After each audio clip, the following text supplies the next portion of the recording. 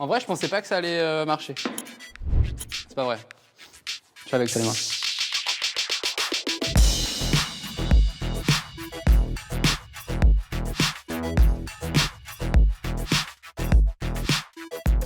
Regardez ça. Vous avez déjà porté des chaussures à scratch comme ça, non? Et bah ces scratchs ont été inventés par une plante. Enfin presque. C'est ce qu'on appelle le biomimétisme. Et c'est en observant ça que l'inventeur du scratch en a eu l'idée. Le biomimétisme, en fait, c'est un processus d'innovation qui s'inspire de la nature pour trouver des solutions dans notre vie de tous les jours. Alors ça date pas d'hier. Pour vous donner un exemple, Léonard de Vinci s'est inspiré de la chauve-souris et de l'oiseau pour dessiner sa machine volante. Il ne l'a jamais construite, mais les frères Wright s'en sont inspirés pour construire le premier avion. Mais le biomimétisme, c'est pas que recopier la nature. Comme ça a été défini par le chercheur Otto Schmidt, c'est s'inspirer de la nature pour mieux la respecter, trouver des réponses aux enjeux environnementaux et sociétaux, donc un secteur plein d'avenir. Et moi, je vais essayer de faire la même chose. Mais avant ça, je vais vous parler de mes 3 exemples préférés. Dans les années 50, les Japonais se sont inspirés de ce petit oiseau tout coloré pour créer un nouveau type de train. Non, pas un train qui vole, je vous parle d'un TGV. Un train qui circule à grande vitesse, comprime et déplace beaucoup d'air. Normalement, cet air se diffuse dans toutes les directions. Mais quand un train rentre dans un tunnel, l'air ne peut plus se diffuser aussi librement, ce qui génère un gros qui peut endommager la structure de l'ouvrage en plus de produire des nuisances sonores. Ce qui est gênant pour les gens qui habitent pas loin.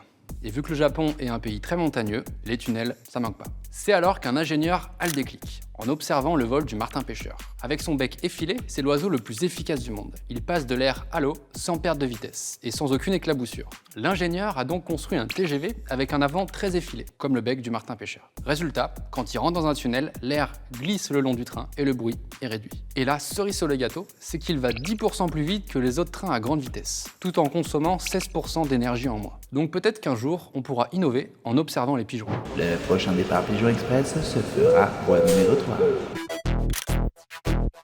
Vous reconnaissez ça? C'est une termitière. Et dans la ville d'Harare au Zimbabwe, un architecte s'est inspiré de la structure construite par les termites pour construire un bâtiment sans climatiseur, mais climatisé quand même.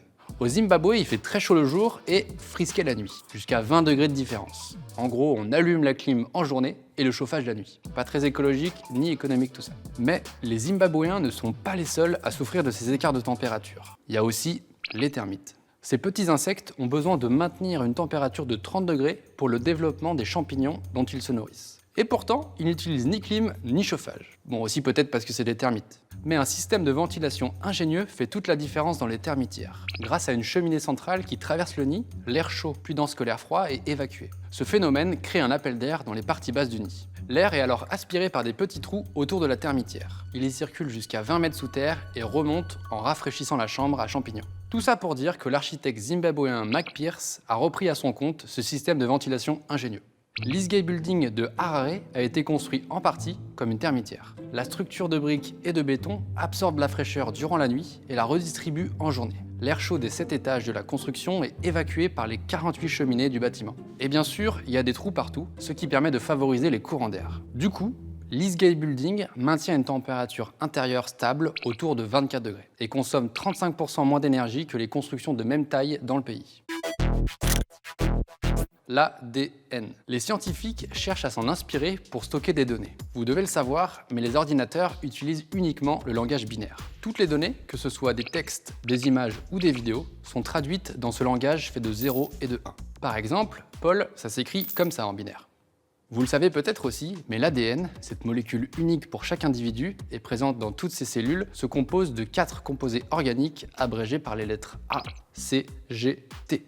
On l'a fait courte parce que pour faire comprendre l'ADN, il faudrait un épisode complet. Ce qu'il faut savoir, c'est que les scientifiques ont eu l'idée folle, mais ingénieuse, de convertir le langage binaire en langage ADN. Grâce à un ordinateur relié à un synthétiseur ADN, les 0 et les 1 du langage binaire sont convertis en bases A, T, C et G. Puis, des brins d'ADN sont fabriqués par le synthétiseur dans des éprouvettes. Un gramme d'ADN ainsi synthétisé peut contenir jusqu'à 2 millions de gigaoctets de données. Sachant que sa conservation ne nécessite aucune consommation d'énergie, que l'ADN ne s'altère pas avec le temps, enfin il dure au moins 50 000 voire 1 million d'années, ça éviterait pas mal de problèmes de stockage de données. On pourrait stocker tous les data centers du monde dans l'équivalent d'une tablette de chocolat. C'est pas génial ça? Par contre, c'est pas pour tout de suite, car coder un mégaoctet de données coûte très cher, minimum 1 000 €. Mais peut-être que d'ici 50 ans, ce sera notre disque dur. Moi aussi, je vais m'inspirer de la nature pour construire un truc. Donc l'idée, ça va être de s'inspirer des nids d'abeilles pour construire une table en utilisant le moins de matériaux possible, tout en gardant un maximum de solidité. On va commencer par couper les 4 pieds à 45 cm. Maintenant qu'on a nos pieds, on va faire le plateau de la table. Et on va faire un sandwich avec le carton alvéolé en forme de nid d'abeille, un peu comme ça. On dit structure en nid d'abeille parce que c'est constitué d'un réseau d'alvéoles, comme dans une ruche. Et si c'est si solide, c'est grâce à la densité des parois des alvéoles. Voilà, ce genre de structure en nid d'abeille sert à économiser des matériaux tout en garantissant un maximum de solidité. Et je suis sûr que vous avez des meubles qui sont faits comme ça chez vous. Et maintenant, si on refait notre sandwich, c'est du béton. Alors que si on n'avait pas mis le nid d'abeille, eh ouais, ça sonne complètement creux et en plus, ça bouge complètement. Parce que le bois est très très fin et justement, c'est ça qui nous permet d'économiser des matériaux. On met de la colle et on referme. Hop. Pendant que ça sèche, petite anecdote. On retrouve aussi ce genre de structure dans l'aérospatiale depuis les années 50. Enfin en carton évidemment, c'est souvent en aluminium ou en résine et ça permet de construire des structures qui sont très légères parce que forcément dans l'espace, on ne peut pas emmener le poids qu'on veut. On va enlever les serre-joints. Hop là. Et voilà, on a notre petite table. Pour vous prouver qu'elle est résistante, on va poser des poids. Donc là, on a à peu près 25 kg et ça tient.